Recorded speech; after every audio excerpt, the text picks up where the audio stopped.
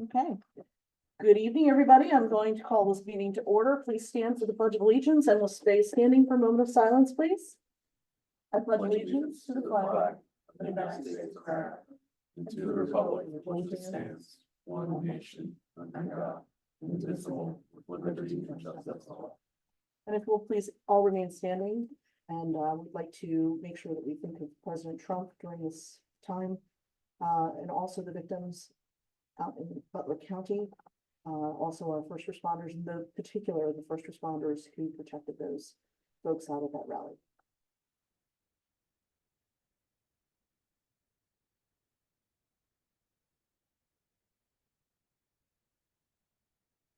Thank you very much. Please have a seat. We'll go ahead and get started.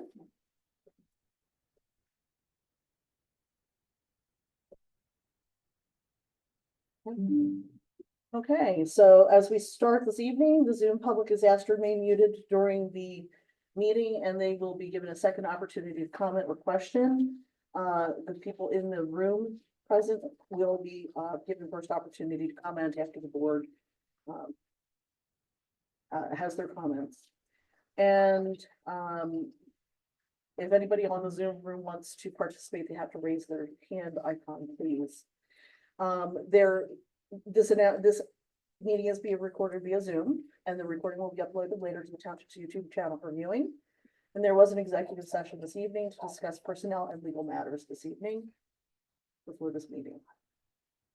There's no chairman's report. Is there any public comment before we get started on anything that is a non-agenda item? Seeing that, I'm going to ask for Chief Bernard to step up and give us her monthly report, please.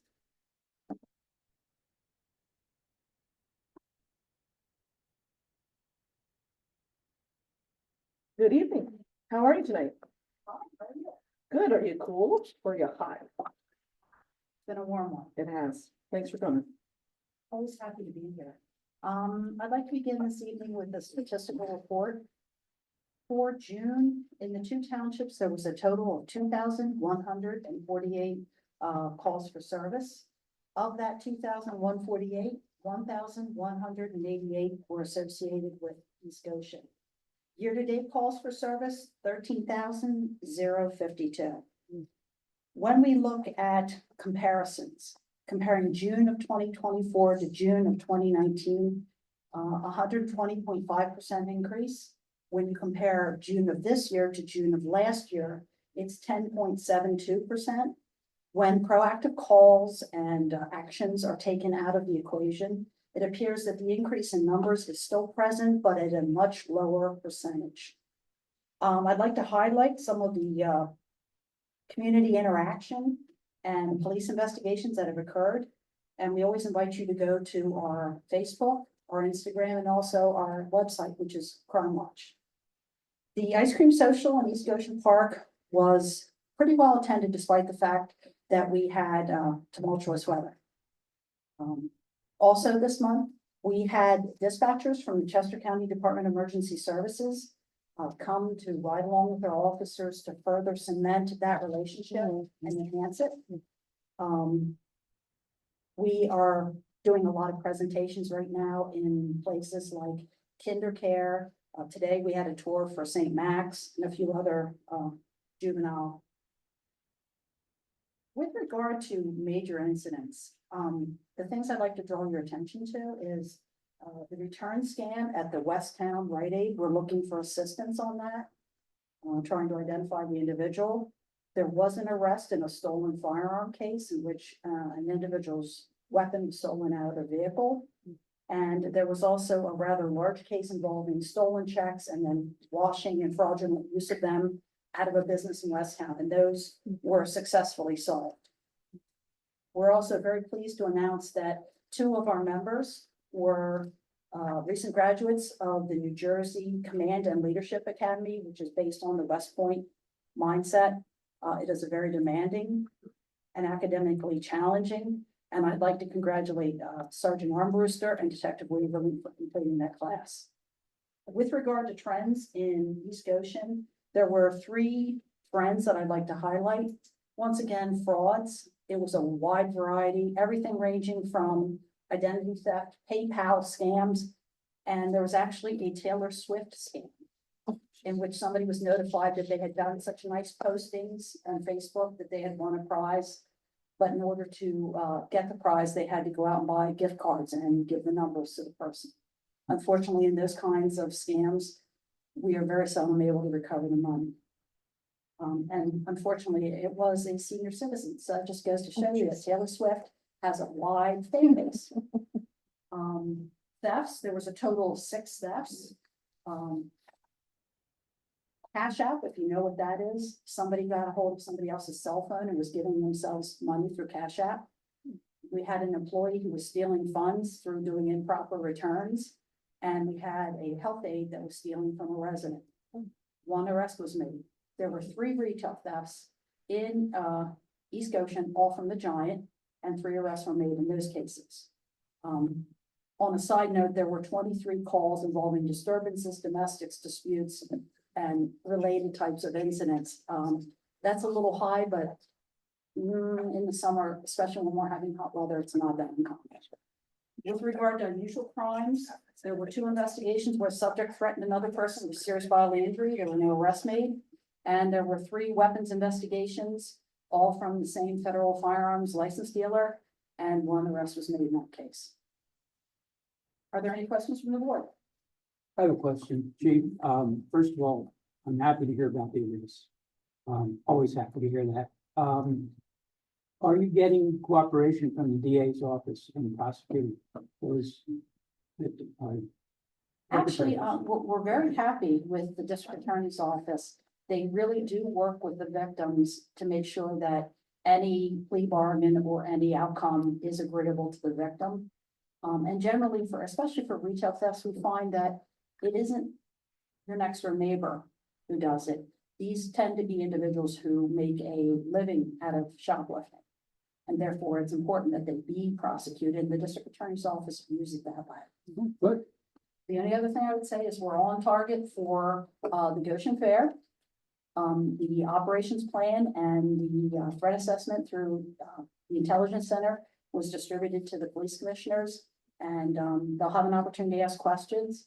I know in light of what happened over the weekend that there's even more attention, and I just want to reassure everyone that we have been planning for this for at least 4 to 6 weeks, that we are doing enhanced operations, enhanced staffing, and we're using a lot of resources that are available to us through our partners like Chester County Department of Emergency Service, and also Westchester Borough Police Department has loaned us equipment. So I think we've got a good operations plan, and we hope to see you at the Goshen Fair. And then once again, it'll be a happy family event. That's great. Go ahead. Hey, Chief, sorry, I just have a quick question. When I was at the station the other week, Detective Weirling was telling me a lot about the smash and grabs in the park, specifically targeted towards women. But was the issue resolved regarding the cameras, ensuring that you guys have access? Yes. Okay, okay, good. John texted me that everything was good, but I just want to make sure everything was. It turned out that one of the individuals in the department who had the access had been given the access by Mr. Miller a while back. Okay, They weren't sure who it was, got it. but it was given, so. Okay. Oh, so we're good then. Okay, It's been spread, more people have access Perfect. within the department to see it in real time. okay, thank you. I have a quick comment and question. I recently heard about another catalytic converter being taken out of a Prius in a condo community. Is this on the rise? We haven't had one for the last 45 days minimum. If they're happening, then people aren't reporting them to us, unfortunately. The one thing that we are looking forward to is perhaps a legislator that will help us change the law. In many other states, heavy metals, the sales of them are more heavily regulated than in Pennsylvania. And there are several bills, I believe, that are pending that would put some sort of burden on the people who actually buy these things to get identification and clearly, nobody has 7 catalytic converters that they need to sell. Of course not. But they're buying them. I agree. And then the other thing is, and perhaps this is a request that has to go through our commissioner, but I'm just wondering if there's any way for us to have an idea of some of the the detectives have cases that are open. Is there any way that we can find out like how many, not for public consumption necessarily, but for the supervisors to understand how many cases are actually open and what's the closure rate? And so I know that that's a complicated question, and I know it's a complicated request, but I'm just wondering if there's some way that we can have a little bit of a sense of what kind of closure rate we're looking at with that department. So if that's something we can think about, I don't know if I have to make that request through Cody. It would be nice if Or- it could be coordinated through Cody, but the one thing I can tell you as far as clearance rates, that is one of the things that the consultant has asked us for. Okay, So when we produce it for the consultant, there's no reason it can't be shared with the commission. But as far as open cases, that might take us a little bit more work, and I'll work with Sergeant Ragnar to see if we can come up with a technique to do that. I'm just like thinking something loose. I'm not looking for something I'm not looking for a very specific drill down a particular number, but I think that that would be helpful for all of us. It's something that we've all been talking about. The only problem that gets a little complicated is like some of our cases are open for 6 to 9 months because if we're doing search warrants, especially for like financial records, Right. it takes a long time to get a response. Of course. But I'll work with Cody to see what we can come up with. Okay, that'd be great. Thank you, and we appreciate all of your efforts with the fair. Thank you so much for working with Goshen. We appreciate it. Anybody else have any questions for the chief here in the room or in the Zoom room? Seeing none, I will bid you adieu. I hope you have a good night. Thanks. Thank you. Thank you. And Grant, you're next up since you're here. We would love to have you come up and give us your report. Thank you. Thank you. For the month of June, we responded to 57 fire calls, 37 fire police calls, and 383 EMS calls. There were 18 fire calls in East Goshen, 9 fire police responses, and 192 EMS responses in the township. The conclusion of the first 6 months of 2024, we responded to 2,932 incidents. And our members spent 6,030 personnel calls. We're running about 4% above year-to-date 2023. That's driven primarily by a 3% increase in fire calls and a 5% increase in EMS. I put a note in our report, tallied up our training hours for the year to a little over 2,400 hours. Grant, do those hours include local time spent training at Goshen Fire Department? Yeah, it includes our drill nights, Monday night drills, Mhm. Eight on Saturday, plus all the certificate courses. Serious incidents, we had a carbon monoxide incident on 13th at 1633 East Radford Road. We were alerted to carbon monoxide alarms, and when we got there, the family was still in the house. They didn't think anything was wrong. We had toxic levels of carbon monoxide in the house. So they were evacuated, they were checked, everybody was fine, but if they disregarded it, maybe spent the night in the home, they could have a certain reason. The kitchen fire, at 1069 Kennett Way on the 16th, and then on the same night, we assisted as on a pretty significant fire at the state school on that. Does anybody have any questions for Grant tonight? That was, I forget the name of the building, it's a 3-story, dormitory, big stone building. We're all again. Yeah, that's a long time. One by one, right there. It's, Mm, you know, it's like you go already. it's a shame. Nobody else has any?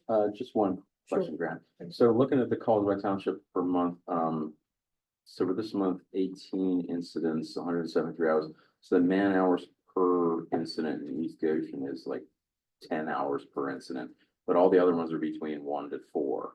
I'm wondering, like, what kind of incidents are those that are driving the man hours so high? The kitchen fire in Hersheyville, like that, we even get a large turnout during service for 2 or 3 hours at.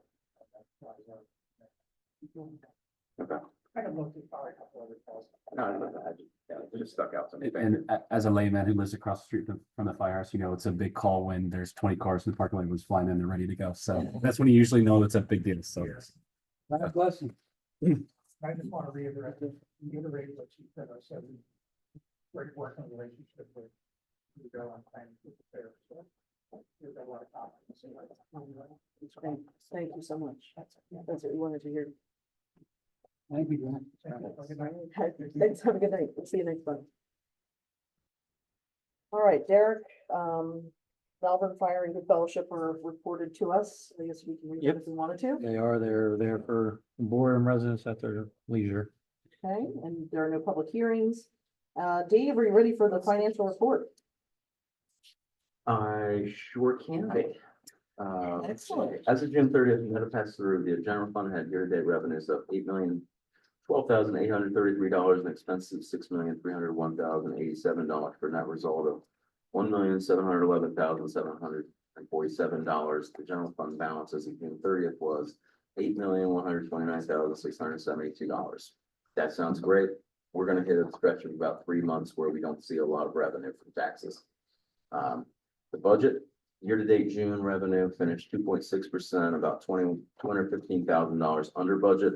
That was due to alarm fees, insurance proceeds, summer program fees, partially offset budget shortfalls and real estate property tax, transfer tax, collections. We had additional WEGO contributions. That's the single largest contribution this year that we talked about. The full year estimate that John asked about last meeting is probably an estimate of shortfall about $400,000 to $450,000. We'll make that determination closer to the year end, and we will transfer from the existing fund balance as necessary.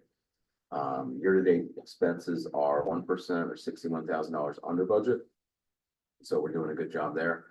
We go budget surplus of $104,000 offset the higher district court expenses and engineering services. Full disclosure, I have miscalculated the budget on the district court expenses. So I usually submit a budget to Mark Miller, to Jason, to Derek, to everybody. I misinterpreted one of the line items that Mark had for the district court and used that number. He meant in addition to the regular number that I had. So this is going to be an ongoing theme, probably $20,000 shortfall for this year, an estimate. But hopefully we can make it up. We did get a very large transfer tax for the last month, which is going to catch us up, and I think we're going to hit our target on that.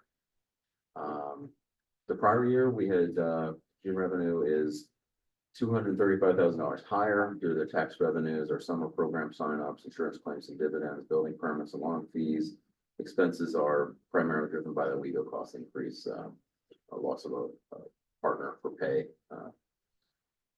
And that's basically it. Any questions on year to date? Anybody? Any questions for you? The only question I have for you is, can we, I started to allude to this earlier, is there any way we can let the county know that we will be looking at potential rate increase for the district court expenses and for the rent, or when they come to us in 2027 to renew the lease? Yeah, I would like to do my due diligence ahead of that and make sure I understand where the break-even point is on an average. We replaced the carpets years ago. We're still, the projection at the time from my predecessor was about this year, actually 2023, we should have broke even. We still have yet to break even because Right. we redid the carpets. It has ongoing stuff. LED lights have been replaced, right? Yeah, we pay for all the upgrades. We pay for everything from toilet tissues, to plunging toilets to, it's really like being a landlord. Right. And we pay for all supplies, which is So- typical in a relationship like that. from what Right, I'm used but, to. but we can give them notice that the rate will be increasing at some Yeah, point in I mean- 25 or 26, because we have to give the county notice that there's going to be an increase, right? Yeah, I give them a notice. I just sent it last week, which was as soon as the budget labor does their statistics and the update for inflation, CPIU, that once that index is done for June, I send a rate increase to the county. Their admin secretary this time, Caitlin, I think, and they reached out proactively. I was on vacation at the time, and it takes them a while, so it was about a week until they actually got their site updated, but Okay, so we exceed in a contract that says if it's CPIA is greater than 2%, the maximum we can charge is 2%. So Okay. it's the lesser of 2% or CPIU. So Yeah, okay. the last 3 years we've been able to charge 2%. Okay, We're still not making up for what we've had to, okay, I mean, you guys have seen the stuff I put out the budgets, Right. long-term planning, and Right. it's like 50% increase the last Right. 3 years. So, all right. Yep. Okay, thank you. Does anybody else have any questions for Dave regarding the financial report? Okay, we'll move on to the treasurer's report. Dave, that's you again. all tax collections, interest income, quarterly recharges, permits, Parks and Rec registrations, rent drove, general fund revenue during this period. That period being June 13th, 2024 through July 11th, 2024. 26 properties were transferred, tallying $245,000 for East Goshen transfer tax. That is much far above, I straight lined it, so it was a $60,000 a year in the budget. So this caught us up past where we were, and now we are looking solid for the entire year, even if we have our bumps. Hopefully it continues, but you know, there was a lot of very expensive. 8 of the properties were over $1 million. We had a commercial property in Applebrook that went. It was huge. I wanted to talk to Kelly, but I haven't had a chance to talk to Kelly yet. The general fund expenses included the monthly WECA contributions, stormwater materials rentals, insurance payments, tree removal, summer program and class costs, community day expenses, township building maintenance and repair, vehicle maintenance and repair, and routine operational expenses. A lot of that tree removal, there's usually a lot of questions from the board about where are the trees being taken out. And most of these are not in the sewer right of way, so they don't get billed to the sewer fund for sewer rates. These are majority are in open space, gonna fall in people's backyards. A lot of our residents are lucky and they abut up to open space, which township owns. So when they have fire pits and, you know, living areas that are nice to hang out at, but they're close to where the trees would fall because they're big trees, we go and take them out. That's predominantly what the expenses are year to date. I'll pull a number for the next meeting of how much we've spent in both categories. Capital Reserve Fund, we updated our HVAC software. Bond fund expenses was $21,000 for mill down construction costs and engineering. Infrastructure Sustainability Fund had $1,000 for bow tree pond services. The guys are gonna go look at that within the next month and see how that's drying out. See where we're on target for that. And the Milltown Dam is on schedule. Once we do our paving, we should have a better idea. The projections is still sitting well. We just need to see what the timeline might be, so Mark could actually get it paved this year and be done with that trail portion. Labor Day. Great. Madam Chair, I move that we accept the receipts and approve the expenditures as presented in the expenditure register and as summarized in the treasurer's report. Thank you, Kevin. Is there a Second the motion. Thank you, Tom. Okay, does anybody have any questions for Dave about the bills? Really quickly, Dave, when is Friends going to cut us a check for community day? When we have our next meeting, not sure when that's gonna be. It's either late this month or next month. August 6th. Okay. So- Oh, you're talking about the Friends. Friends meeting. I'm sorry. I thought No you worries. were. Yeah, no, I had Sorry. Kelly pull the public works time and equipment, and I had Dana pull all of the expenses that we got for community day. So I have the numbers, I just have. No, no worries. How much was it? I haven't put it all together, but I think it was close to 30. Okay. So I think so normally it's like 28. Well, and I'm gonna get for the camp out too, because we had a great, I took my kids to it, it was awesome. We had almost 800 people at the park for camp out. And it was a great time, everybody had a wonderful time, and it was, I think it might be bigger next year, but it's, we'll get reimbursed for those charges as well. Friends has over $40,000, right, so. Okay. Pete, do you have any questions? Dave, I wanted to ask you about a couple questions real quick. I'm not gonna be long. Page 3, the geothermal controls inspection is $6,500. Is this an annual inspection and Yes, has it been this much money in the past? yes. Good grief, okay. And on page 9, regarding the Cintas bills. When's the last time we've gone out to a different company to see what kind of services we can get from another company who does similar service? Last year. Okay, last year I went out, it was comparable.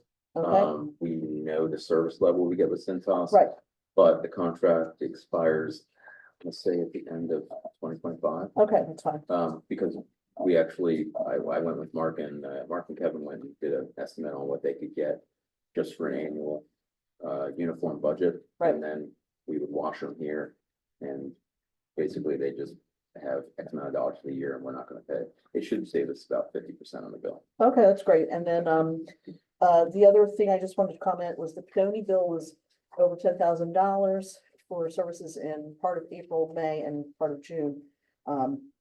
Just commenting on the fact that it's $10,065 that we're paying them. And I have a special request. Yes. This page here that has the credit card Oh. bills on it, could you please do me a favor? I'm not as young as I used to You wanna be. split it? Even with my glasses on, I just have a hard time reading it. Can Yes. we make it bigger for us Yes. please, next time? Pretty good on 90. So that's all I've got. Does anybody have any questions here in the room regarding our finances and the bills? Anybody on the Zoom room? And seeing none, I'm going to call the question. Those in favor of paying the bills? Aye. Aye. Comment on Pinot, they, Thank you. they actually had a huge bill for the Mary Dell pins that Mark had to put them out, so we could show people, property owners where their trees were their trees and not our trees. That was like $5,000. Okay, but that could be cost savings though too in the end. Because then they'll see where their trees are and know that, Oh, it's a needed thing, it's just one of those Yeah. things that happens. sure, okay. All right, so moving along, we are going to discuss the Taylor Avenue speed study results. Thank you, Madam Chair. So after, during the whole Highland Avenue discussion, in conjunction with that, and obviously we did at the last meeting, approve the Highland Avenue speed humps as proposed in the, Pinoni, rendition of it. I do have a quick note on that before we get to Taylor. Mark Miller and I went out for looking at Highland Avenue. The central speed hump was impeding stormwater inlets where it was supposed to be. So we do have to move that a little bit to the west, a little bit. I want to say 10 to 15 feet. It shouldn't make a material difference in the overall plan. We will get as-built, but we really don't have a choice here when you're looking at DEP, the way they regulate stormwater, but also just the flow of sheet flow of Highland and the way it goes. There's not a lot of stormwater control there, so we don't want to do anything to mess up stormwater. So the central speed hump on Highland will have to be moved a little bit. Okay. Again, should not make a material difference to the plan and looking at it with Mark Miller and Pinoni. But I just wanted to note Does that. Mark maybe is he gonna have to put in another storm drain there? No, no, No, no, it's okay. just a matter of being able to move the speed hump a little bit, yes. Yeah. So Taylor Avenue. So obviously Taylor Avenue has been talked about in conjunction with Highland for the meetings that we've been talking about these the speeding and traffic on Highland as well.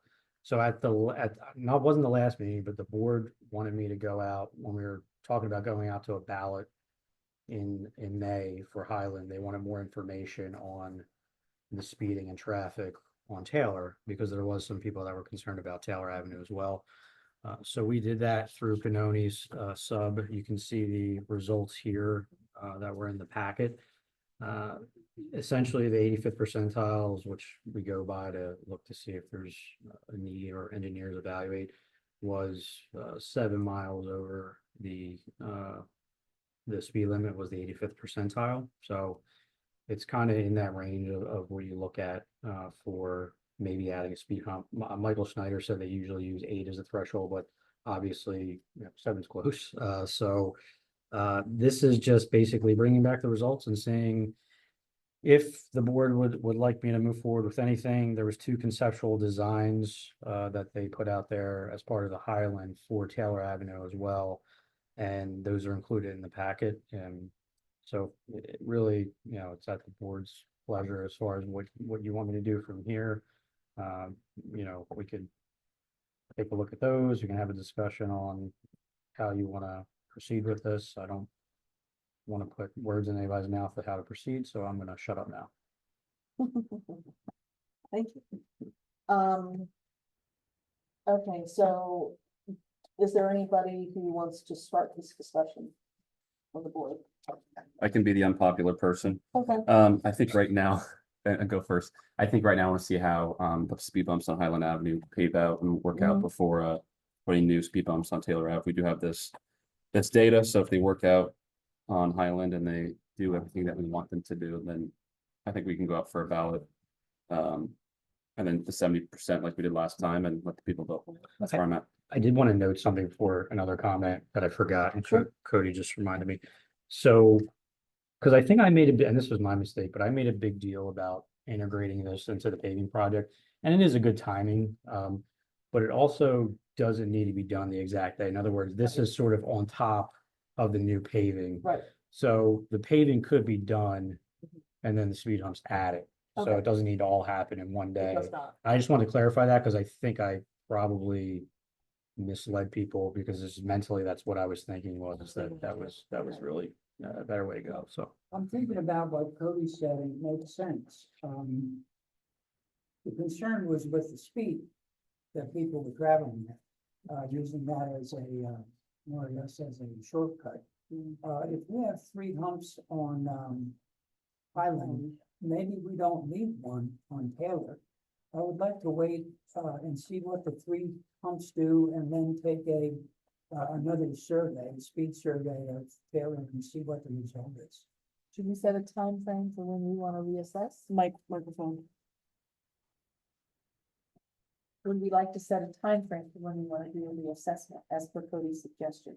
Well, it would have to be after Highland was, paved and the speed bumps went in, anytime after that. So that's gonna happen sometime by mid-August. it's gonna happen in August. I guess by a reassessment, did you want us to do another traffic and data collection Yeah. on Taylor, Yeah. Taylor specifically? That's done by our people, isn't it? No, No. it was, We I could, thought, we Mark had we a- can do it, but in an effort to do it in a more scientific way, we had Imperial do it through Pinoni. I have to say, I know every dollar is important, but it wasn't as much nearly as I thought it was going to be. well, I don't have we could do it in-house as well. I'm just, I think that I would just like to have an in-house study done. I don't think that we need to go out for this. I think an in-house study would actually give us the information we need. Okay. And then we can discuss that and then have the ballot sent out if we think that it's risen to that level. And if the residents still want it, because they may notice a noticeable Okay. decrease in the speeding after the speed humps go in on Highland, so. so you want traffic data on just Taylor or Just both? Taylor. Okay, just Taylor, okay. What do you think, Cody? Would we want Highland as well to see if the speed bumps work? Do you wanna do that? That might not be a bad idea. I would, What if they didn't work? the only thing I would caution. The only thing I would caution is, I don't know, I don't think you can you can have the speed humps in and then do the study like the next week. I think you're gonna have to wait to see if the behavior has changed. In other words, I don't know I mean, I could talk to Pinelli and see what they think, but I think there needs to be a time period where people are gonna change their behavior based on a new speed hump. Just do post Labor Day, once everyone gets back in swing of things, maybe end of September. When school's back in session. Yeah, when school's back in I session. don't know. does that We have mean a more Taylor about- Avenue resident here. I'd love to actually get one. Comments from the board, because then I'm gonna have the residents come up. All right, so, why don't you guys come on up and, you just need to give us your first and last name and you don't need to give us your address or anything like that. Hi, how are you? It's good to see you. Carl Milkowski. I thank you for the opportunity for that.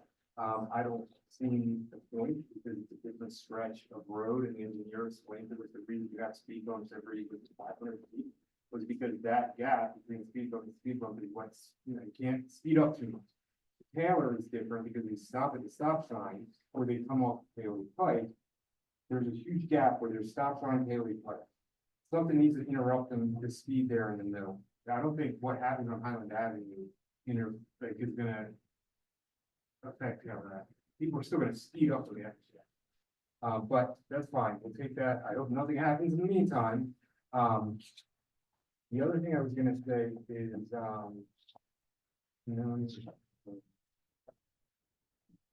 sorry, I lost my train of thought. It's okay, you can step to the side. You'll remember in a minute. It happens to us all the time. It's not a problem. Eric Shepstein with Taylor. I mean, I'm in favor of waiting to see another, how studies go after we put another, speed bump in on pilot. I think one of my biggest concerns would be consistency from the first set of numbers that we've been doing back in January, February, March. There, it sounds like those were done in-house, changed to this other company doing it. So it really is kind of consistency and making sure these numbers are kind of in line with one. That would be my biggest. As far as like a waiting, I'm you have to send out the ballot and do that. We'll get the houses together and we'll get out again. This Imperial traffic and data collection study was done on Taylor Avenue on May the 7th through May the 16th. So that was the official one. That was not done in-house. This was a contractor that came out. Right. So I'm actually referring to like that, but earlier. They did one earlier in the year. January, it was January, February, March, yeah. There were a few. Yeah. I think that's kind of where the inconsistencies came.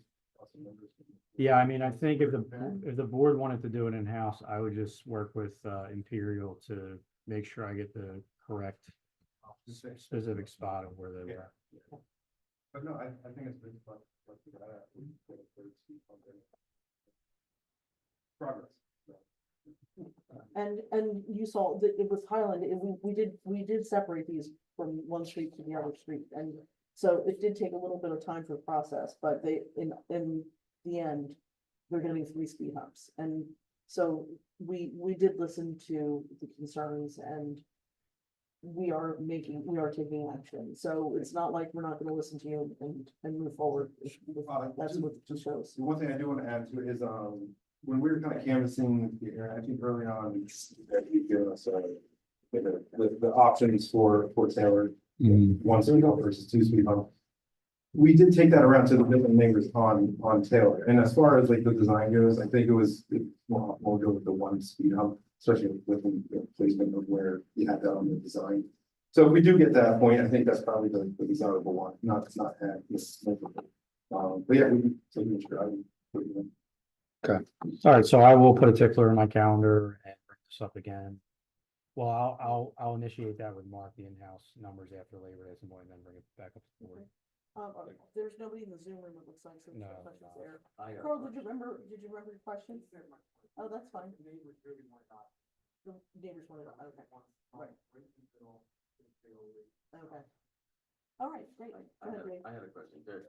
Am I reading this correctly? So the total volume over this time period was 3,572, and it was greater than 25, the 64.5%. It was exceeding the speed limit, was 2,304, but 62.2% were long buses of the total traffic. So from buses, the speeders. I mean, what is a long bus? Is that a school bus?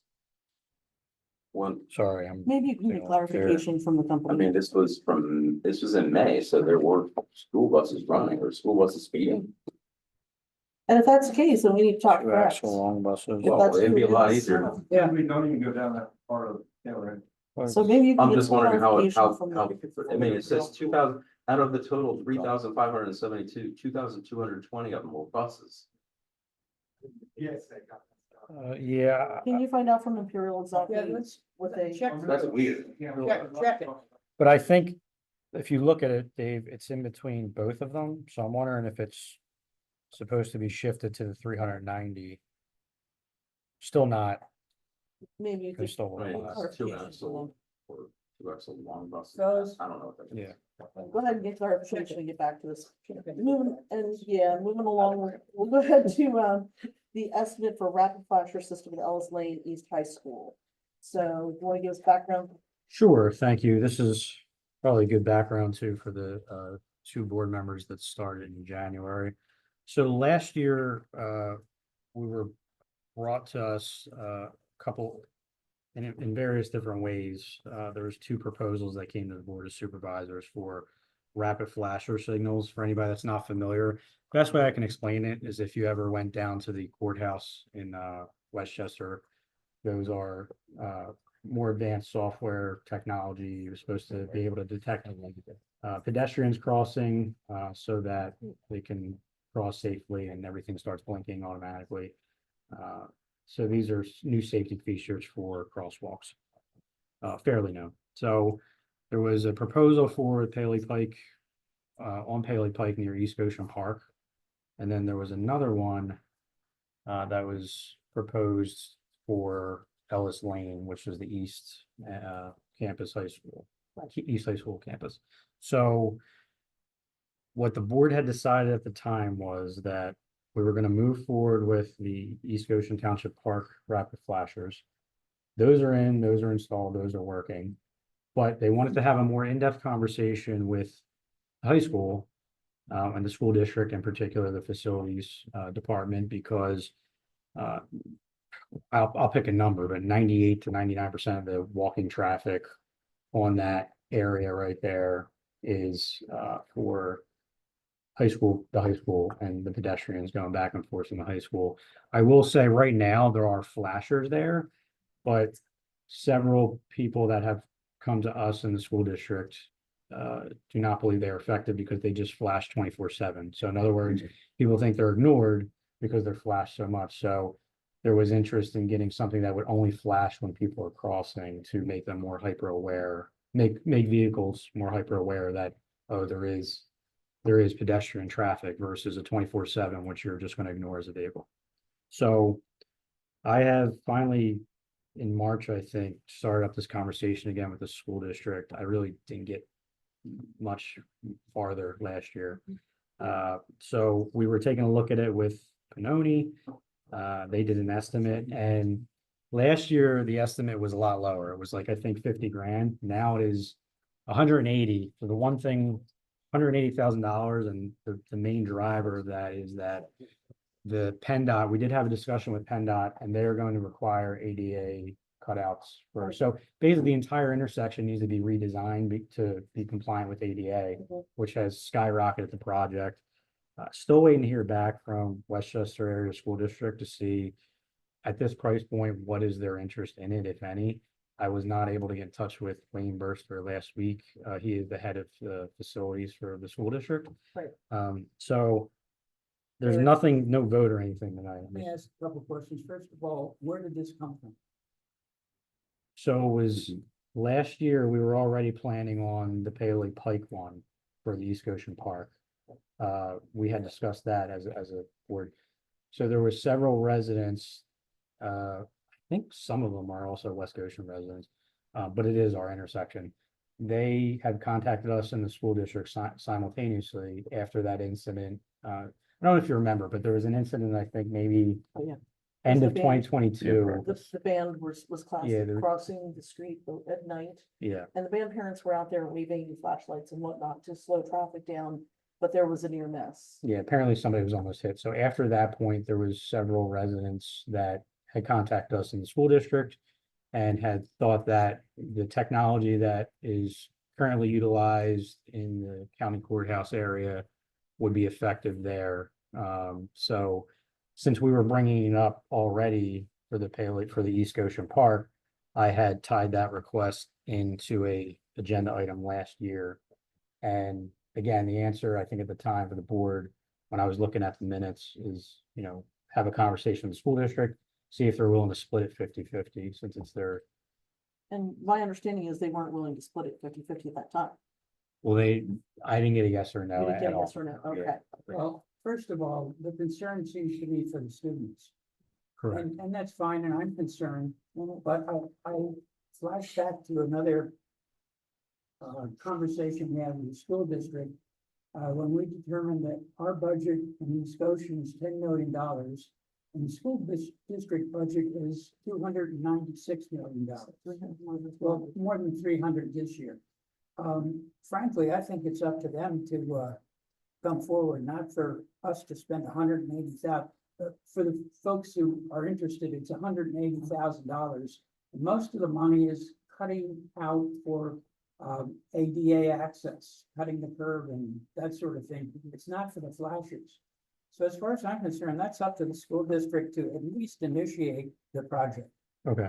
Tony, what are your thoughts? I think the school board's obviously responsible in regards to paying a very large majority of it. I think we hear back from the school district. If they're interested, maybe we go out for the grant and whatever the grant covers, they have to cover the rest beyond that. But I think it's worth Interesting. hearing. So who gets the money from all of the cross tournaments they have every weekend there with about 1,000 people? Huh? That's a good Not us. question, not us. Not us. I mean, That's we interesting. do get some money from the big fuel facility, but I mean, as far as that, I think it would be them. Because like, the last couple of weekends, they, I don't know how many thousands of people are going across, so they're obviously schools getting money, Mhm. and that's the main reason for all this is for the school base, the full playing fields is for the school, not really for any East Coast residents No, it's, outside of yeah, the school no, related stuff. it's almost 100% school 100% traffic, school, yeah. yeah. And the lacrosse is probably travel lacrosse. Mhm. It's probably it's not packed. even, it's not even probably It's many an special NBA residents. Yeah, all the field rentals we get are at East Coast Park, and that's baseball. Barbara, what are your thoughts? I rehearse there once a week and pull out of the school lot, turning onto Ellis Lane, and you can't see, and people, even with that flashing light, don't slow down. So I think I'd love to see the school do something. But I don't think I think we could initiate the conversation and say, this has come to us, we think this is school responsibility, we would be happy to go for this grant and get school buy-in. One last thing too, I want to add, sorry, she just brought up something before I forgot. I talked to Mark Miller today, and apparently during the conditional use, when those fields were put into place, the school agreed to have some type of crossing guard or some type of physical presence. I don't know if that was specific to school activities during the day or if what they were, but that was required. So I've never seen one there ever. yeah, that's my point. Right. You live right there. Well, they have police down there, but they actually sit down, they sit all the way down at the bottom where the plant, the pump station is. I don't think I've ever seen that. either. Because So- you're coming down the hill, that's. Yeah, I where never we're at. Yeah, I guess what I'm hearing is that overall, East Goshen thinks this is a Westchester Area School District project, and that even though it is our intersection, we would assist with seeing what kind of grants are out there in conjunction with our engineer, but the entire cost after securing grants would be on the school district. Is that sort of the that's- Position here? I would be amenable to that. okay? Yeah. I'm good. Does the school district have grant writers? I don't know. We have like 5 of them though. Say their names, Dave. Yeah, I know. No, That's what I'm thinking. Do you wear at West? I just got really busy. no, I'll take a look at it. I'll take a look at it, Dave. Relax. Okay, so For the since children. since you're gonna be taking you're gonna be having a discussion with Wayne Burster, that takes us into our last concern, and that's the traffic issue outside the township building during the elementary school dismissal time. Thank So, you. here we go. So another good background for new board members. This is an issue that's been brought up since I've been manager here, I'm sure before that. So there is a pretty bad traffic issue outside of the township building when East Goshen Elementary dismisses. It's a lot worse in the afternoon. In the morning, it's not nearly as bad. So there is a gate there at the frontage of where people pull in to pick up their children. And right now the gate is closed for until a specific time. I don't know the exact time, but it is on lockdown until that time.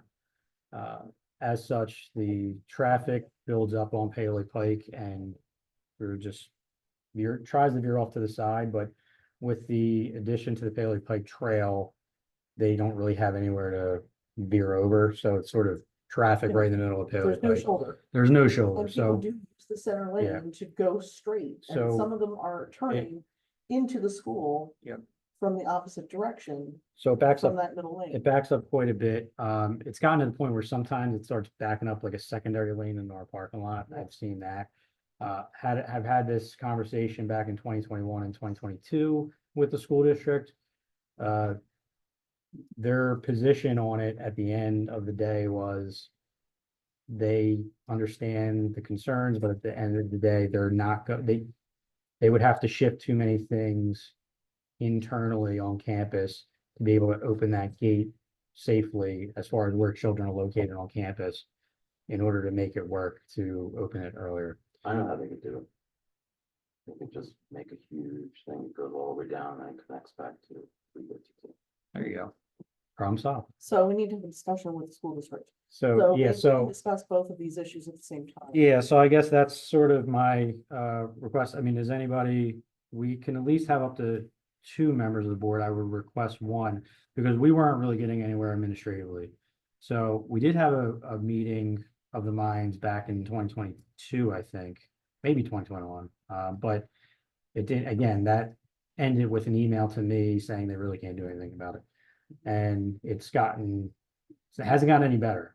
So if we want to continue that conversation, I don't know if we have any volunteers, but it could be myself and whoever internally with a board member or 2. I would So, like to be part of that because I have contacted the school district myself about this a number of times, and I would like to have a face-to-face meeting with them. I would, because I've almost gotten clipped. Me too. Oh, yeah. Me too.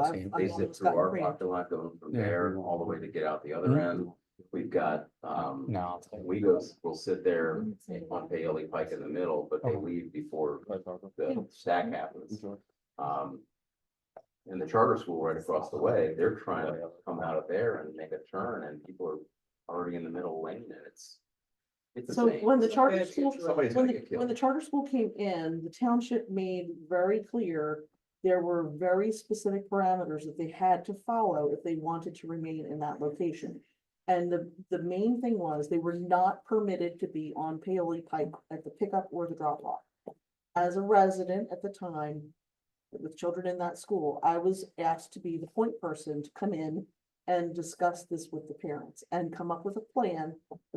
Since that school has been in that location, the parents have stuck to their promise that they would not be on Paoli Pike.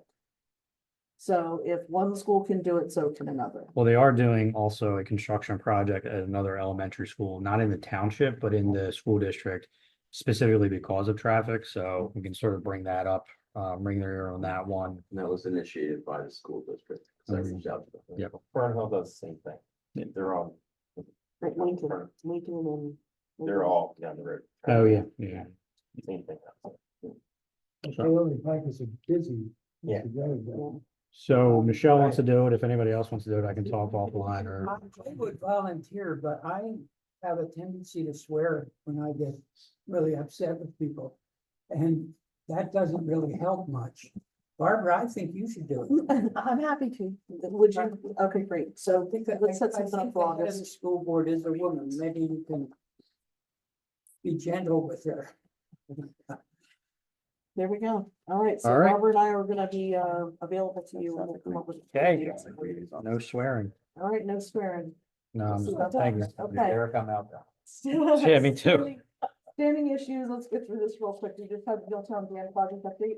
Yeah, so we actually just scheduled the final inspection for end of July. It's actually, So that'll it's be, great over there. yeah, that'll be done. And yeah, everything, knock on wood, but that was probably one of the smoothest projects I've had since starting municipal government as far as, I mean, there's a lot to do on the back end for beautification It's as time goes on, but We stopped over I stopped over this past week and there was a little guy fishing. yeah, They're fishing yeah. every day. Yeah, So- every day. pretty good. So, any other matters? Anything? Let's just get around. Are there any other issues on the board? Okay, Cody? there's no public comment at this time. Is there any public comment? Does anybody have anything to say? In the room or the Zoom room? Seeing none. Liaison reports. And the municipal authority just approved, pump replacement for the Barkway pump station.